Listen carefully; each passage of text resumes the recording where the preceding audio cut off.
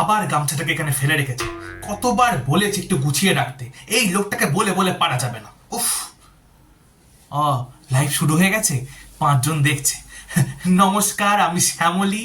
আমার লাইভ অনুষ্ঠানে আপনাদের সকলকে স্বাগত জানাই। ওই যেমনটা বলেছিলাম, আজকে নতুন নতুন শাড়ির কালেকশন নিয়ে আমি আবার চলে এসেছি। এই যে প্রথমে এই শাড়িটা দেখো, কত সুন্দর। পুরো শাড়িটাতে কাজ করা আছে, অল ওভার বডিতে কাজ করা আছে। চাটা দিলে না? ওফ, তোমার চাটা এখনই দিতে হবে? আমি এখন দিতে পারছি না, নিচে বেড়ে নাও। সারাক্ষণ জ্বালিয়ে মালো, দেখছি লাইভ অনুষ্ঠান চলছে, তার মাঝখানে এইসব।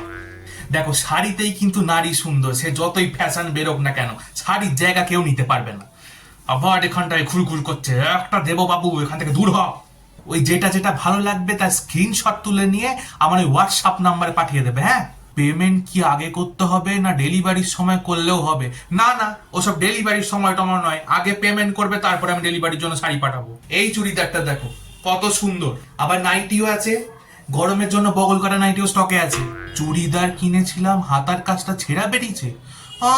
আমি সব মাল চেক করে করে তারপরে পাঠাই, বললেই হলো। নিজেই কোন রকম টানা হেঁচড়া করতে গিয়ে ছিঁড়ে ফেলেছে, এখন আমার নামে দোষ। একটু সেলাই করে নাও না, তো বলার কি আছে? এই লাইফটা এরকম আটকে আটকে যাচ্ছে কেন? এই ছেলেটা সারা দিন ফোনে ঘেটে ঘেটে আমার সব নেট শেষ করে দিয়েছে। কি করব এখন?